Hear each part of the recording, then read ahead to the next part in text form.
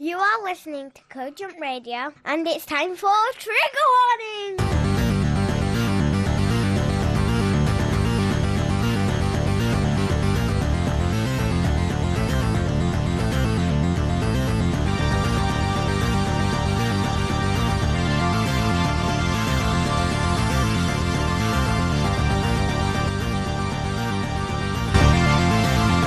Good evening and welcome to yet another delightful episode of Trigger Warning here on Internet Radio, and if you're listening later, podcast.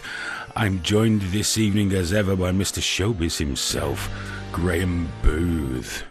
Good evening, hello. Oh, you alright? I'm not bad, Pickle. How are you?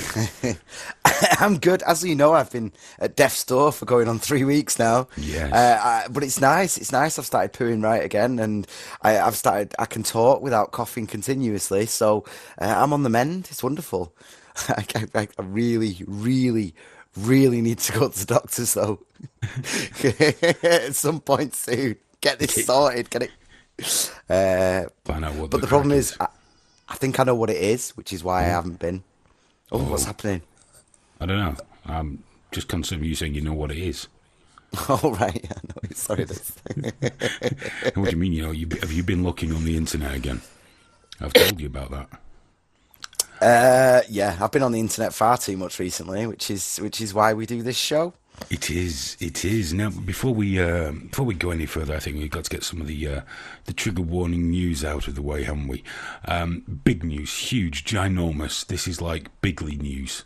This is so big, I'm amazed that guy with the funny hair and the little hands hasn't mentioned it. You can now buy trigger warning merchandise. And Team Graeme t-shirts. And you can do that by going to gearpress.co.uk. That's gearpress.co.uk. You can also get official Live League merchandise there and some other jolly good products, and there's more being added all the time and every week, so do go and check that out. You might find something you like.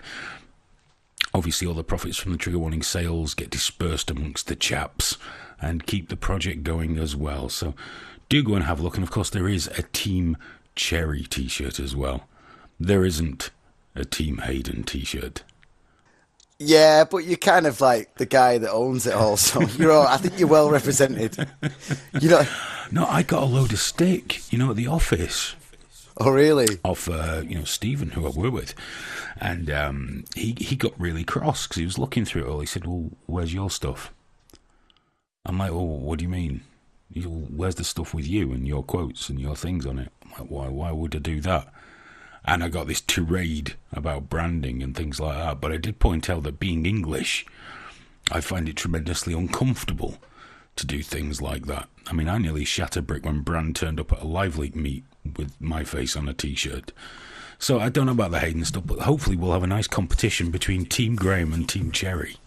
Yeah, we could. I mean, I really wanted to wear a Team Graeme t-shirt on the show, but now I've seen the Team Cherry one. I'm like, I kind of want to sit there in a Team Cherry shirt. I really do. I want to like, not that I get on the bus, but I love the thought of being on the bus wearing a Team Cherry.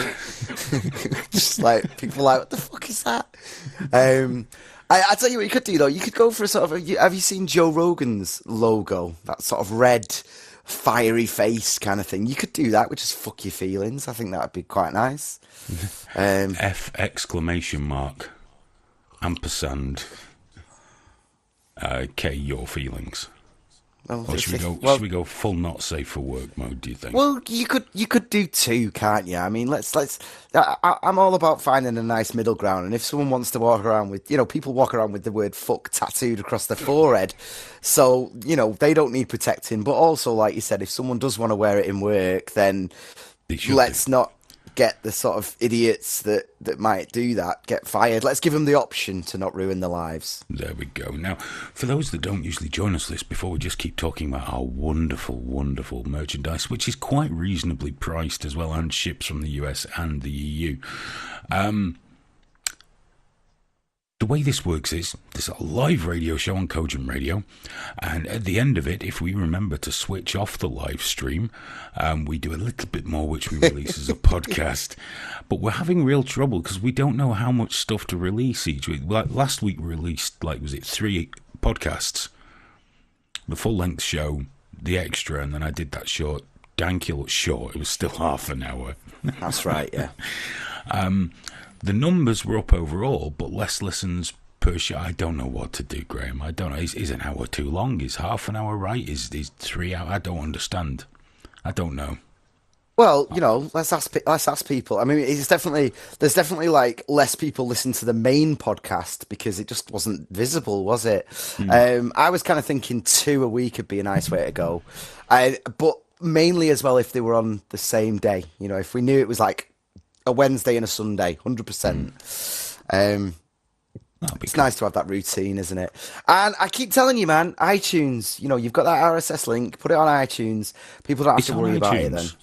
Is it there? I think I've sorted that out. Oh, well, there goes. Sorry for I could have asked you that, couldn't I? I could have checked. Sorry, there's no need. I could be wrong. I just assumed. But some people love that. I mean, the good thing about iTunes is you can keep track of where you're up to with it all. I think that's why some people like it, I don't. I hate it. I hate iTunes. I hate all. That's why there's no app. For Cogent Radio, which if you've got an Android phone, please download the Cogent Radio app from the Google Play Store. It's free. It doesn't track you. It doesn't give a shit who you are, and there are not even any adverts on it at the moment. You can listen to live radio, and you can also listen to podcasts. It's got podcasts for, trigger warning, obviously, Game Face Show, which is very good, even though Graham's in it. You got On the Left Side, and of course hundreds of episodes of the Richie Allen Show on there.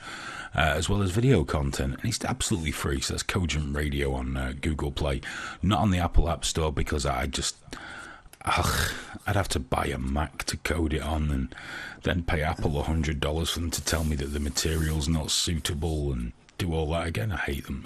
iTunes is your nice workaround for that, though, isn't it? If someone's got an Apple, an iPhone, or whatever, then they're all right. They're happy.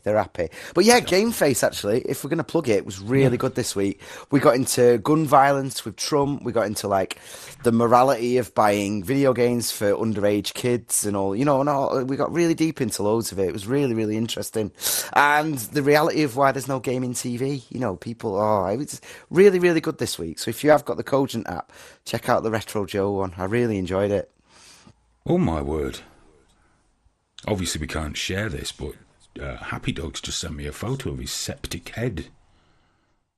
Oh my word. Oh dear me. Oh, I think it might be time for a trip to the vets for you, mate. Yeah. Oh God, he added me on the thing. It's the thing that I'm on as well. I can see it as well. Oh God. Let me just type lol. There we go. There we are. Lol. There we go. Oh my God, that looks terrible. I'm so tempted just to squeeze his head. Just to that's see not what good. Comes out. Yeah. Happy Dog, get well soon, mate. But failing that, I think it's unlikely. I think this, just enjoy what time you've got left. At least you're doing it. You're doing what you enjoy. Listening to this. Right, we best crack on. We've already wasted about 8 minutes. But remember, gearpress.co.uk. Cheap, reasonable pricing, good shipping. It'll make Graeme very happy. And we all know that that's what counts, because you've been a little tense today, haven't you, Graeme?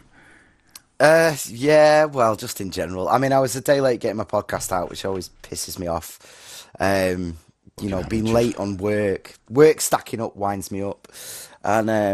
And yeah, I have been a little bit tense. Do you want me to start? Would you like me to go first? That sounds like something creepily sexual, but yeah, you start. No. Well, the first thing I want to discuss, and I want to get your sort of beat on all this. And I want to make clear at the start that there's a very specific thing here, and it is nuanced. Ooh, French. So, we need to get into this properly. So, you might have seen The Sun had this headline, Tran and Wife. Yes. Did you see this? Yeah. Hannah Winterbottom and Jake Graff got married and everything. Now, you know, the first part of this is like, why is this on the front of the Sun? Who is this helping? Who is this news to anyone, really? Honestly. You know, maybe in Pink News or something like that, but they must know it was going to be damaging. And that's not what I've got an issue with. I'm not sort of arguing that it is damaging and all the rest of it. What freaked me out a little bit was the response to it. So obviously, you know, people were all over Twitter, and some people were saying, like, mostly actually, unusually, it was very much skewed to people defending them, saying, why are you doing this? You're just making yourself look dirty, you know, hashtag don't buy the Sun, all the rest of it. And I quite like that. And I really like the fact that people were saying, you're disgusting, this is unnecessary, all the rest of it. Let them live their lives and all that stuff. But here's the part that grabbed me and worried me, and it's been bouncing around my thoughts ever since. And it was the tweeted replies from both Hannah and Jake. And they both said, I was never a man. I was always a woman. Yeah. Or I was always a woman. I was never a man. And this is the part that grabbed me. Now, before we jump off and go transphobe, all the rest of it,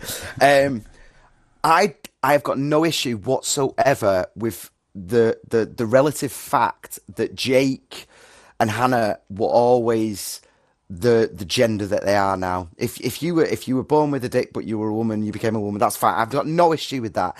If that's your reality and that's what's helped you through your transition, and it's led to this happy marriage and you are living a happy, you know, life and all the rest of it. If that's your world, I am more than supportive of that, and I'm very, very happy for him. But what concerns me is the agreement with this absolute, because the fact that you were always a woman, in your mind, if you were always a woman and you became a woman, I respect that completely. But that is not the rule that applies to everybody who's transitioning.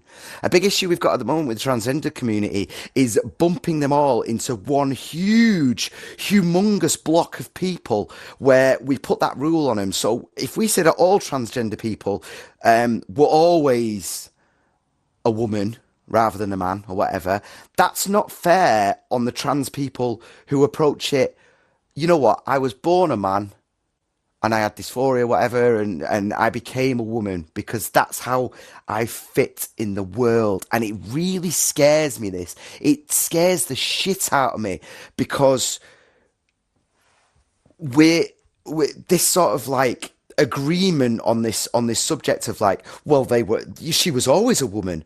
And that's great for you, but it's not necessarily great for the next person and the next person, or, you know, do you know what I mean? And there might be someone that thinks, well, you know what, I look like a woman, but I still feel like a man, and that's okay. That's completely fine. We're going into a very, very dangerous territory at the moment, and this goes back to free speech and freedom to sort of, you know, do whatever, and we're locking down conversation. We're locking down different perspectives, and it could be damaging to some trans people just saying, you know, because you're telling them how to feel, you're telling them how to be, and it's not necessarily true. It's a relative truth. I don't know. Have you got any thoughts on that, man? Yes, many. Before we get going, I would like to point out that most people didn't read the article. The headline was "Shite, Tran and Wife." The article was remarkably positive. Yeah. It was overwhelmingly positive for the Sun, so you could see why, you know, they made it out to be a beautiful thing. And it is. It's lovely, whatever. Two people fell in love, got married. It's a wonderful thing. Wonderful thing. Then I saw the comment from he's a man, isn't he now? Is it man? I was never a woman. And it's just like, yes, you were.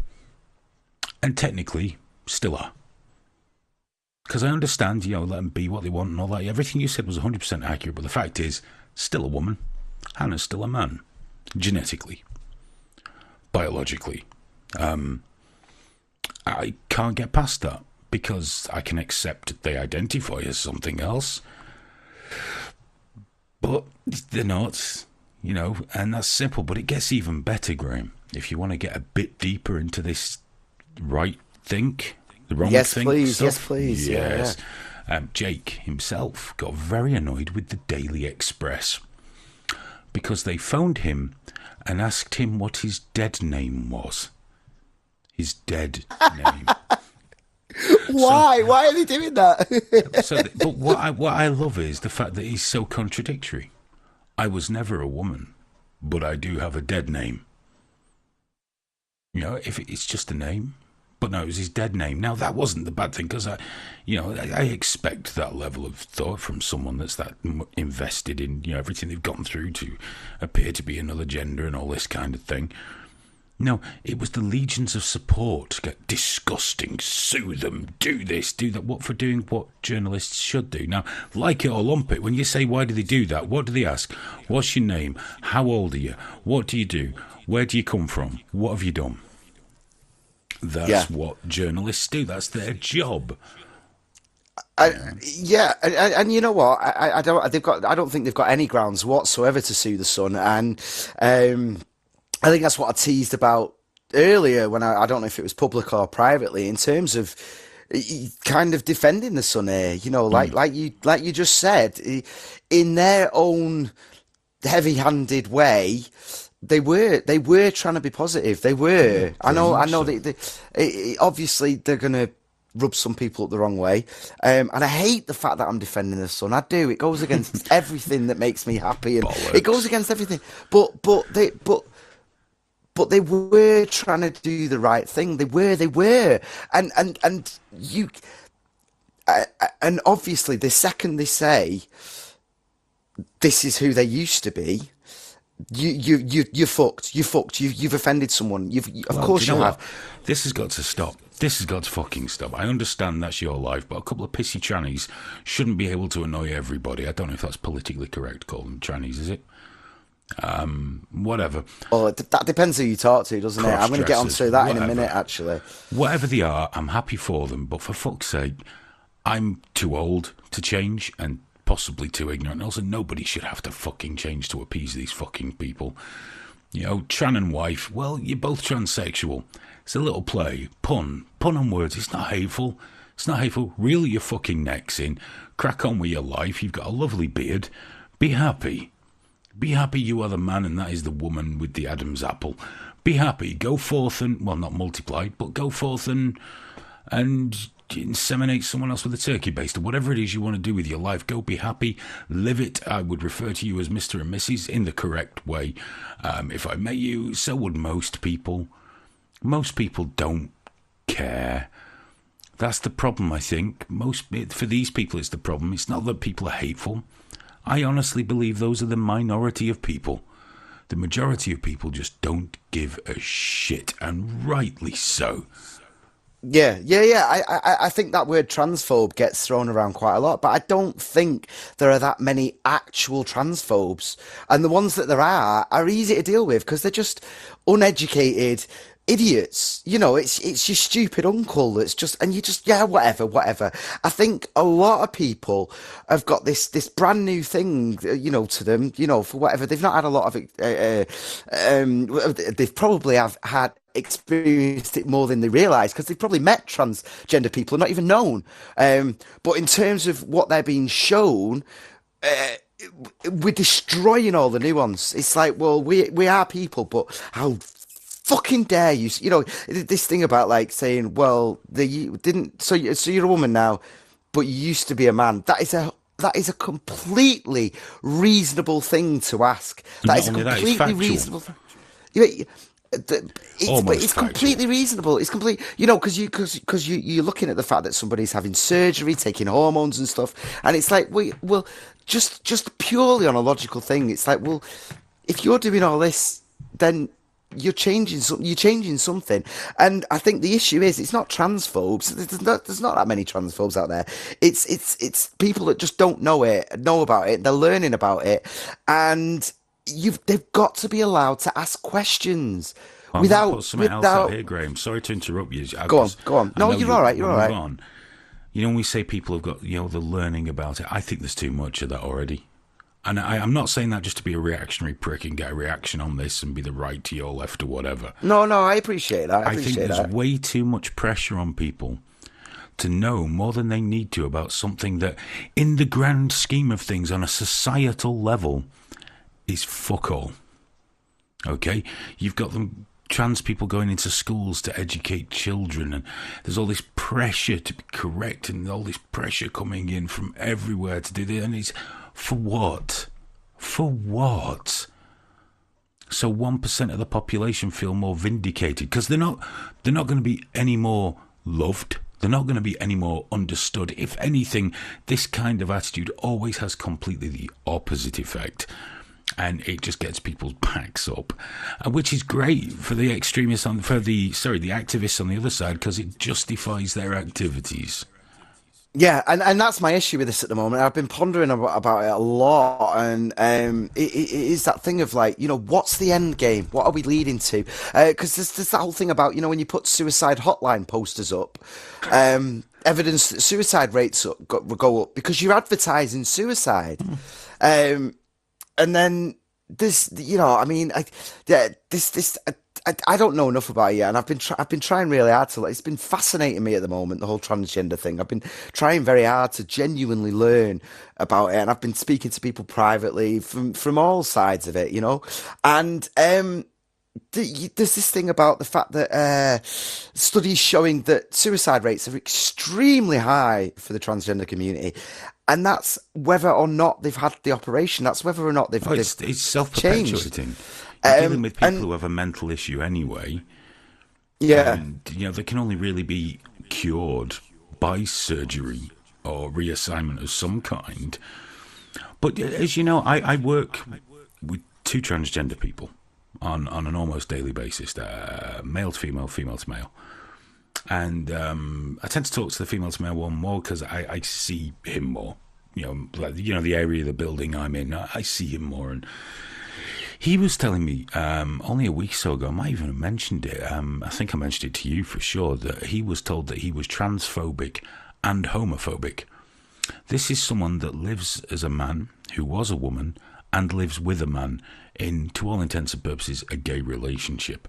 He's transphobic and homophobic because he doesn't quite meet the standards of the activists. And yeah, I think that's the thing. That's the thing. That's a huge thing, and it's exactly the point at the moment. And there is now a pushback on that starting. Because it's that thing and that's the whole point of that tweet, that the wording of that, where I was always a woman. Not all trans people feel that way. It's extremely nuanced, and the vast majority of them that I meet they're just fucking people, just like anyone else. They're not some one-sided, hyperbolic, over-the-top person, and it's huge at the moment in terms of. Yeah, one trans person calling another trans person transphobic. And I'm just like, the fuck are you talking about? Well, we know how it works, though, don't we, Graeme? The squeaky wheel does get the grease. It's like when you see a newspaper headline, people outraged by X. You know what that means, don't you? People I've seen on Twitter. 4 people tweeted about it, yeah. Exactly, are annoyed on Twitter. That's how we gauge the public reaction, by picking 4. Usually Jack Monroe as well. Because you can always count on Jack Monroe to have a hair up her arse about its arse about some Mix's arse about something. I can never get the gender thing right. I'm not. Jack Monroe is a mix, isn't it? I don't know. To be honest, I've been looking into they them quite a bit. I've not even managed to fully get onto the whole mix and all that stuff yet. I can't use they them. I can't use it. It's grammatically incorrect. Yeah, I mean, I'm still dealing with that because it is grammatically correct in the sense that I could say I'm going to see the doctor today. I hope they have soft hands because I need my arse checking. That grammatically makes sense. But if I said Jane is over there, Jack is on the other side there, could you go and give them this apple? That doesn't make sense. So what we need to Jane. do... She was poorly recently. I hope they feels better. Yeah, exactly. It fits, and the problem is there is a grammatic. It is grammatically correct if you, like I said with the doctor example. So it does exist, but it's almost been hijacked. And people are saying, well, you now need to use it this way, and if you don't, it is an act of violence. And that to me is just like, that is not how we do things. That's not how language evolves. It's time to fix this, Graham. Let's fix it. Go on.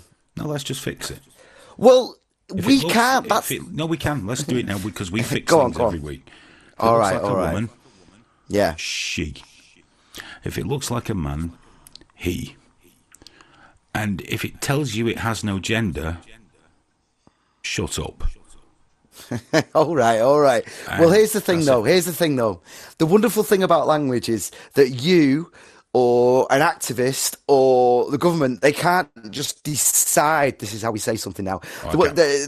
The word Brexit just formed. It formed. Somebody said it, obviously, but then it fit and it worked. So the word Brexit spread and everyone used it and it became a new word. And it was a word that we all understand. Now, he, she is exactly the same thing. Now, the thing about they, them is it kind of works to a point, but we do need a new word. We might do. Graham. It doesn't we work. might do. But with non-gender specific, it does not work. Do you know why?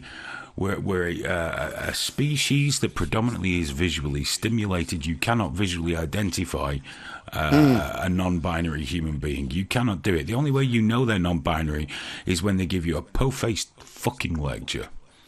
Yeah, no, I get that. But if we're all going to get on as a species and we're going to evolve and we're going to continue, there is space for a word to fit that need. There is space for it, but unfortunately, you can't make demands. You can't force it upon people. It has to evolve. It has to be. It's a fucking negotiation. All languages, like it. And because the fact is, right, that you could say, right, no, this doesn't work. But if something naturally evolved, and it probably will, it hopefully will, if people stop fucking fighting about it all the time, something positive will come out of it. But if everyone in the world was using this word apart from you, they'd be wrong. They'd be wrong, and you'd have every right to say they were wrong. In the same way that the word literally has actually changed its meaning now. To mean not literally. Not literally, but it has, because enough people misused it, and as much as I fucking hate the fact that people misuse the word literally, as much as it disgusts me, I'm on the wrong side of that now. Right? Literally. But check this out. I am completely free to say that I don't agree with that word literally. I'm not going to prison. I'm not getting pulled up. It's not an act of violence. I'm just like, you know what? And check this out. On accident. We were talking about this the other day.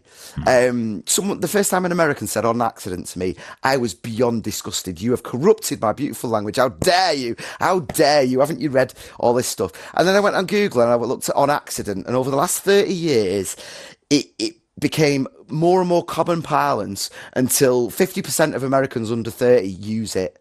And it's right. You can say on accident now. Could care less, isn't it? Yeah, well, that's still fucking wrong. That's still fucking wrong. And anyone that uses that is a bastard. But you know what I mean? Every time I hear on accident, I cringe like mad. And I'm like, you're a fucking idiot. But it is right. It is fine. It is acceptable. You could hand in an essay, especially in America. You could hand in an essay and they can't mark you down for it but these things evolve naturally. Nobody was there screaming, if you don't say on accident, you're a fucking idiot. Because if they had said that, it wouldn't have worked. It would have just become a joke and a meme. And what we've got right now with they, them and trans and everything like that is there's just too much aggression. There's too much like, you have to do it this way. And we're not allowing the norms and language time that it needs to evolve properly. So there's my rant anyway. In fact, the reason I'm pulling up examples so quickly is that's my live leak video that I've got. But I've not uploaded it yet because my internet's shit. God bless. I'm sure you will in no time at all, though. Well, I need to do it on Thursday when I get there.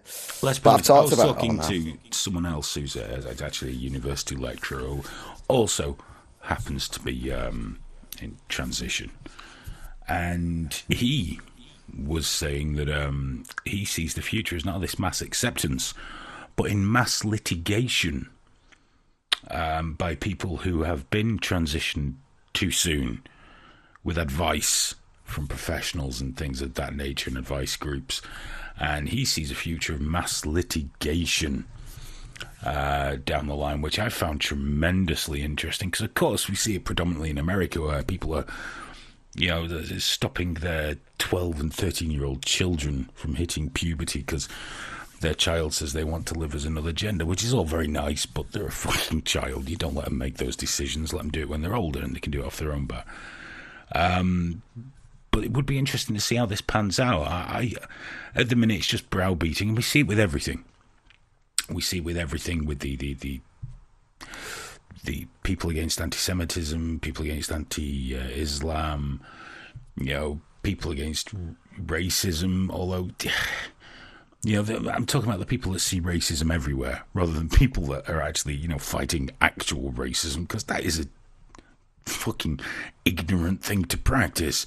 But you know, the ones that see racism everywhere, everything's racist, and this intersectionality comes into it as well.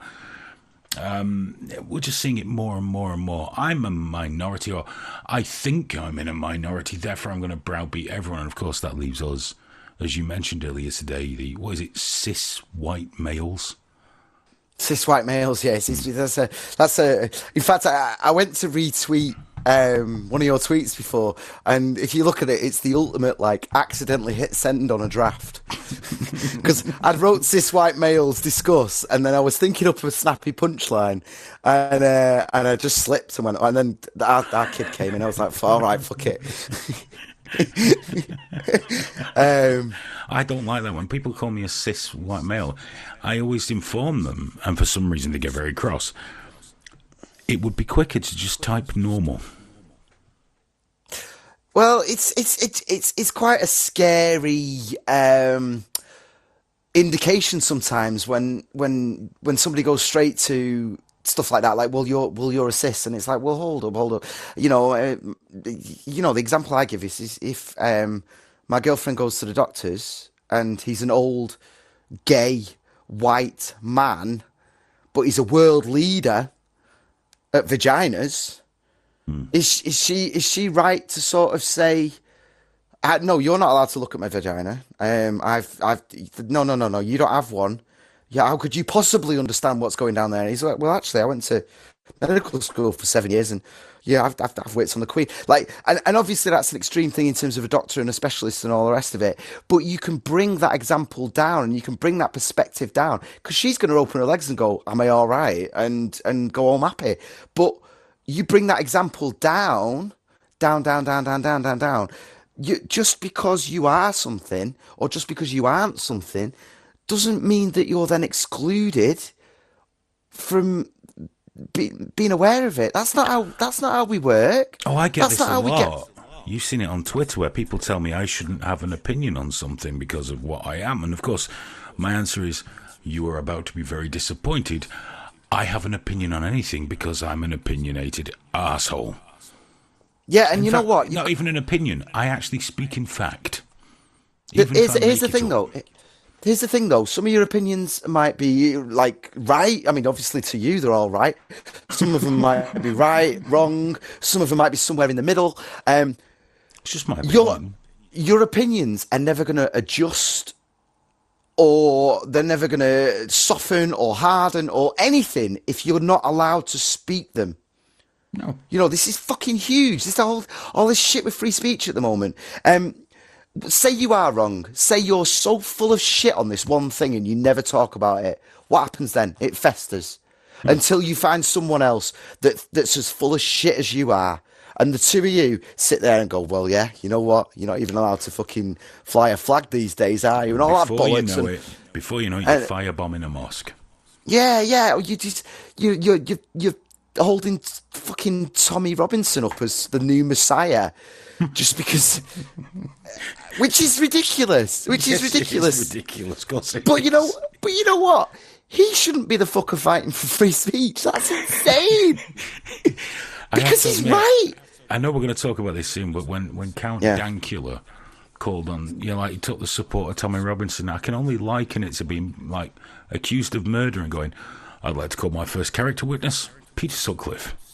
Yeah, I know. And by the way, when I said Tommy Robinson was right, let me just be clear on that. I don't agree with him on everything. You agree? No, don't give me that bullshit. I'm going to cut that out later. I'm going to cut that out. No, shut up. He's right, and just have it echoing. He's right. But I mean, he's right in terms of free speech. I completely agree with him. Let them speak. Get them up. And you know what? Don't let them speak and put someone who's their intellectual equivalent on the other side and let them hash it the fuck out and we can all watch it. Don't scream over them. Don't kick the PA out. Let them speak, because if they're that full of shit, that their idea, it'll show. Let them talk long enough and they'll hang themselves. But if you silence them and all you've got is a 10-second Twitter video or a 10-second whatever of fights and someone not being allowed, that's all they've got then, and they can just add their own. There's no winning. There's no winning. When I interviewed Tommy Robinson, we all lose. Yeah. And I made the conscious decision of, right, I'm just going to let him talk. You remember I struggled with that like for a day or two before we did the interview. Yeah. Well, even when we were live, man, there was a couple of times we cut the mic, put in full screen just so we could go, oh. But the thing is, I made a conscious decision because no one else was letting him just speak. Okay, so I thought, no, I'm gonna let the man have his say, just as I did when I got the Muslim chap on afterwards on another show. But just speak, have your say. And then I can have a wee chat with you at the end. But, even then, do you remember I spoke on the Dankula podcast about how the middle ground's being eroded? Everything's black, white, extremes. But the problem is that the middle ground is where the protection of freedom of speech comes from. That's where it is. Not the right, not the left. It's the people in the middle going, okay, I'll listen. So I got a complaint from one of his followers. One of Tommy Robinson's followers, that I should have interrupted him and guided him better so he didn't come across so, I quote, stupid. What? So I never put this out, did I? I got a fucking complaint from a Tommy Robinson follower that I didn't maneuver him through the interview to make him look better. And then, of course, other people were concerned because I didn't sit there screaming at him for an hour.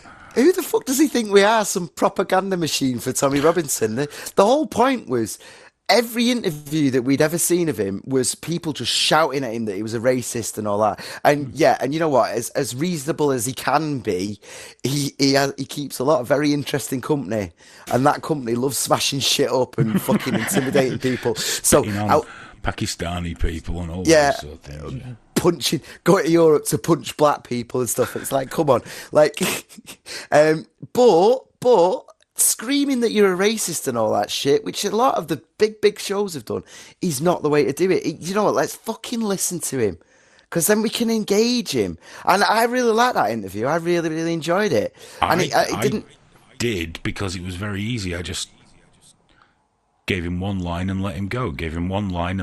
Because even when I was talking to Richie was like, oh, I'd have been at him. And Richie would. Richie's a really good interviewer.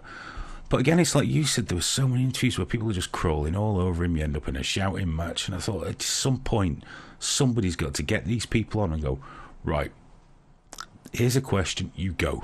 You just take this answer wherever you want. Give me your history. Tell me the whole thing. We're not limited to 10 minutes. I don't have to score any points because, quite frankly, I don't give a flying fuck what people think of me. And as it turns out, I got it exactly wrong, Graham, because everyone complained. well, here's the thing, though. We're not looking for that, 2-minute YouTube re-upload of, Tommy Robinson destroys left-wing whatever, lefty journalist, which is, you couldn't really do that with that video because you didn't allow it to go one way or the other. But you wouldn't have even had to have done that much for people to sort of put that slant on it. Oh no, there was still some of that, because at the end when I did my summing up and I said I believe he's more damaging to his own cause, if he truly believes that it's only the extreme. He's changed his tune quite a bit recently, but he used to say it was only the extremists. Only the extremists. Said if that is truly what you're railing against, who could argue with you? So therefore, you're doing more damage to the cause than anyone else just by being you. But Tommy's fallen into the Alex Jones trap lately, hasn't he? Where he knows that if he puts certain videos out, his donations go through the fucking roof, and his book sales go through the fucking roof. Goes without saying. And he's got little pound signs in his eyes, and it's not just the pound signs; it's the attention.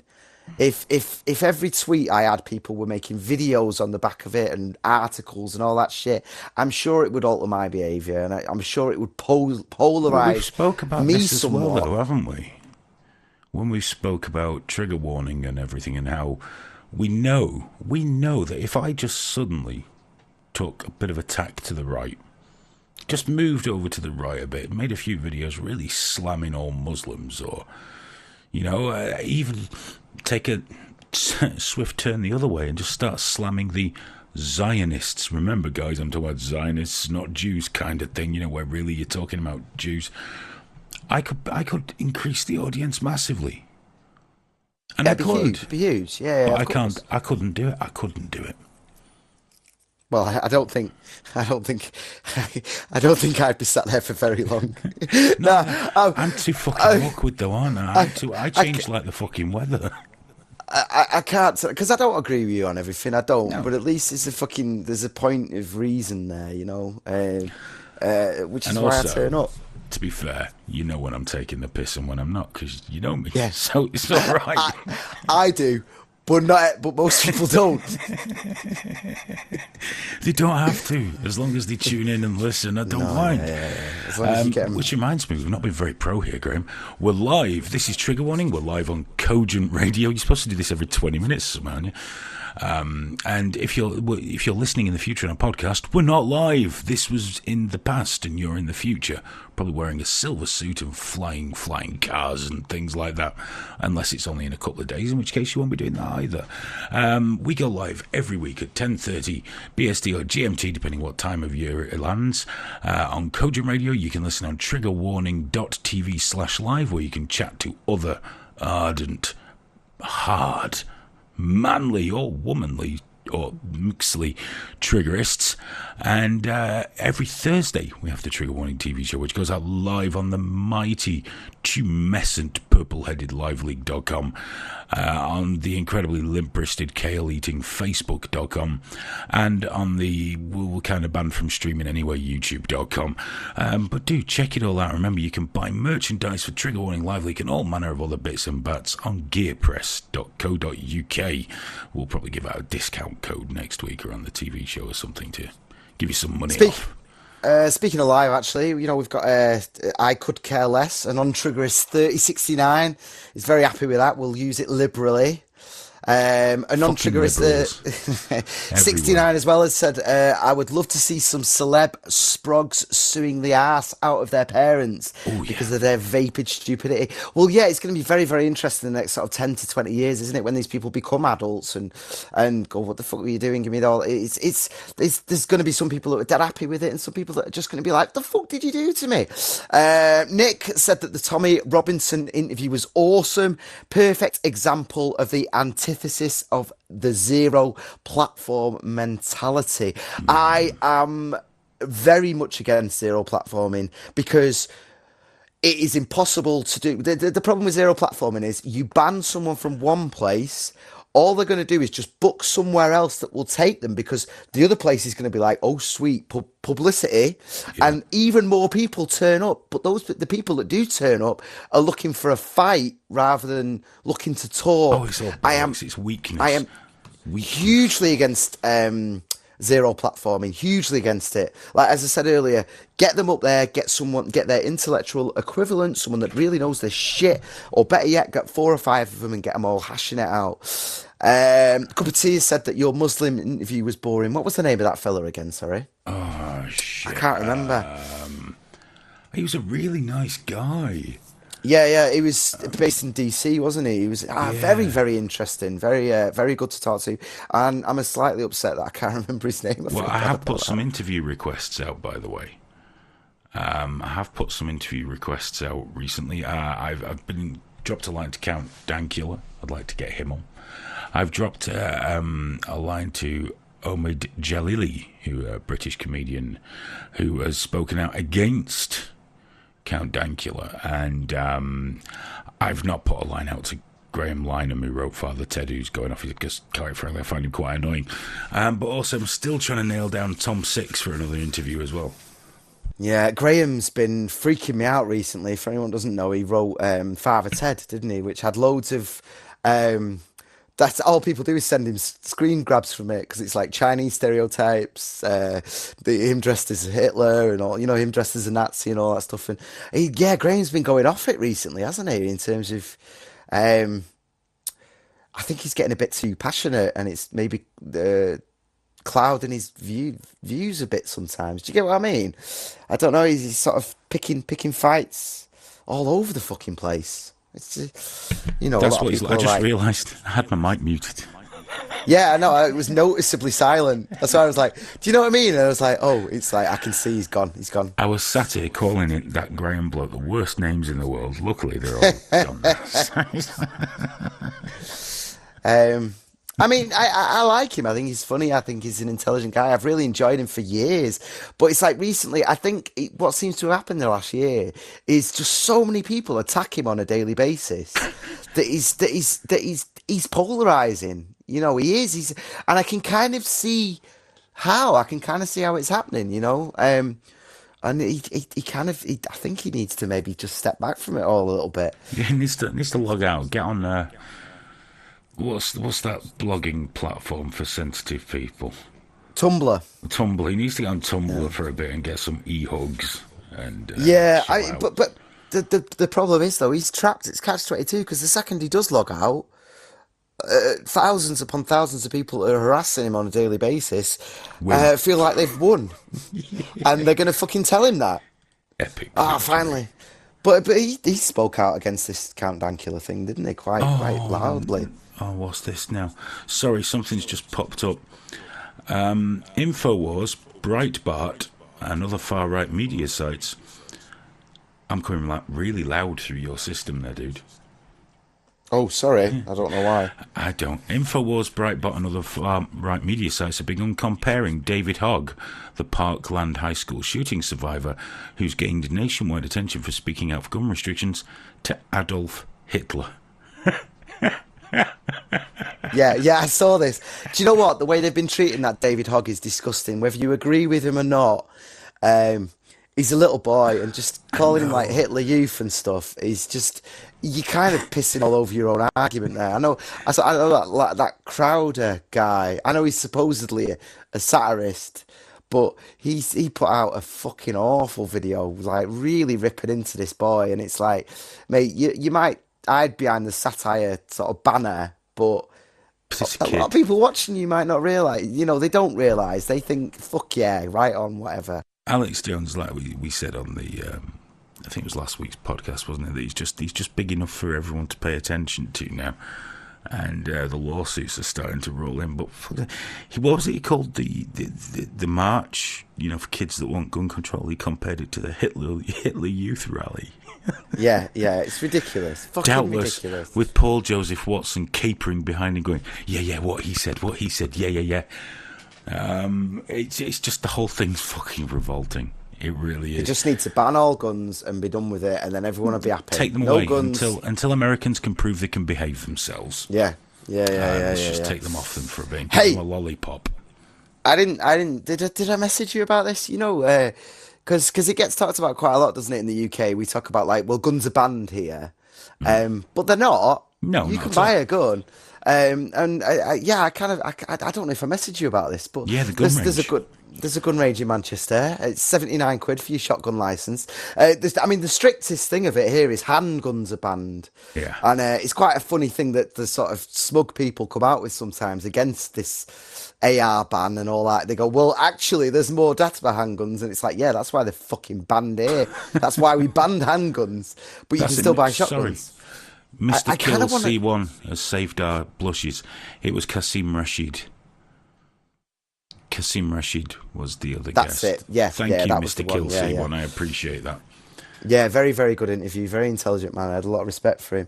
But I don't know, man.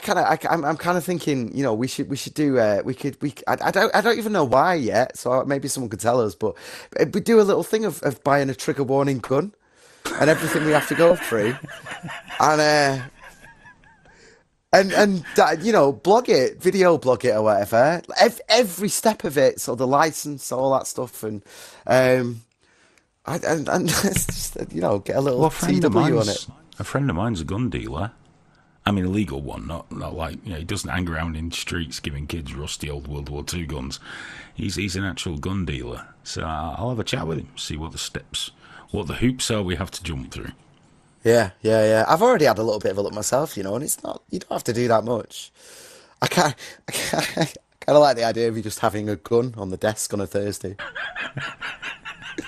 A real, actual gun. We wouldn't be allowed. We wouldn't. You've got to keep them in a cabinet, haven't you? And yeah, well, yeah. I mean, this is the thing with safe for the blog, I guess. But yeah, you need a numbered safe for it, a numbered lock. So, a special whatever. that'll be cheap. Just for a prop for the show. Well, finally, we found something to kickstart. Because I tell you what, they won't fucking sign up for $1 a month on Patreon. No, but they won't. Getting a gun in Hayden's hands, I bet they'd be all over that. What's that? A non-triggerist 3069 said, "Yeah, let's give the world a weaponized Cherry." Cherry would be fine with a gun. Hayden, what gun would you like to own for lols? I've fired 4 guns in my life. One was an Uzi, a Beretta 9mm, a 4.4 Desert Eagle, and an AR-15 on full auto, no less. I can honestly say, hand on heart, I don't really want to own any of them. I guess if I lived out into country, I'd get a shotgun, not to shoot animals or anything, just to have a shot. You can walk around with it, can't you? With the barrel broken, saying "ooh-ah" and things, and being a man of the land with green Wellington boots on. Yeah, why else? Why else be so far from a KFC? There's got to be some advantages. So yeah, but I can't even think there's a gun I really want to own.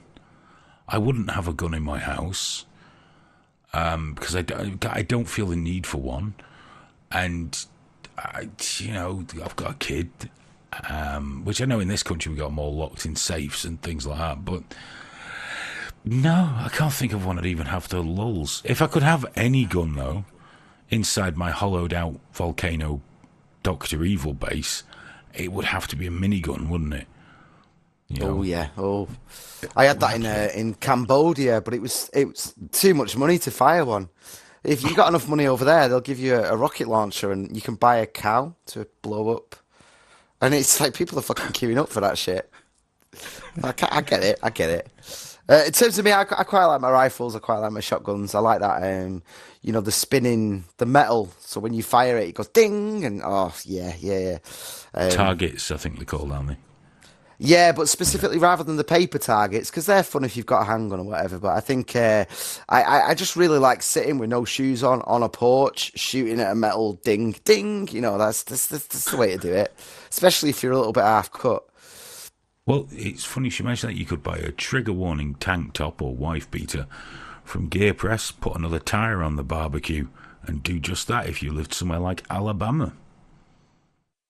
And just think how happy you'd be doing that if you had an attractive sister. Happy days. you drifted, aren't you? Actually, I wanted to give a shout out when we were talking about the sort of like, avoiding absolutes when describing not just genders but anyone really. Just avoid absolutes. It's dangerous, very, very dangerous. All of this sort of reading about it and trying to educate myself and everything has led me to Miss London, who Yes. on That's YouTube. your new crush, isn't it? I am obsessed with. I am Miss London's new fan. She's from somewhere in America, so she's not from London. But I am obsessed with this girl. I adore her. Did you manage? Because I know I sent you a video. Did you manage to watch any of them? I've watched 3 or 4 of her videos, and she's marvelous. She's great, isn't she? Yes. I've obviously because she's in America now, so I can't have her calling me a cis white male and telling me she's better than me in person. But that's all I want in life. In fact, I've been trying to think of a way to tweet her to say, could you just do a video where you're telling me you're better than me? Just do it. I want to hear it. Say, Graham, tell me you're better than me. Because she just rips apart all the bullshit, completely tears it apart. From both sides. From every side. It's brilliant. She's only fucking 17 as well.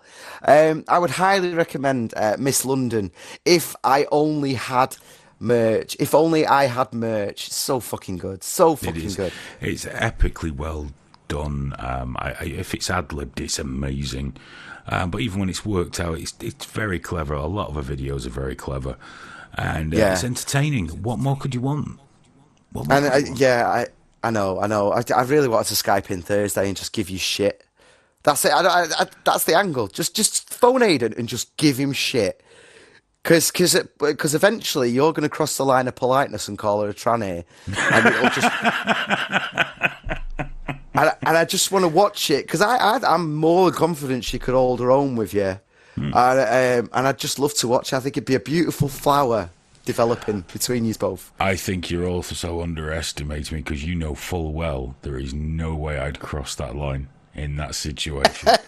Because the only way I could possibly come out on top is by never letting myself cross that line. I only cross lines when it amuses me to do so, not when it puts me at a disadvantage, sir. And you said not to speak in absolutes. Bullshit, I say.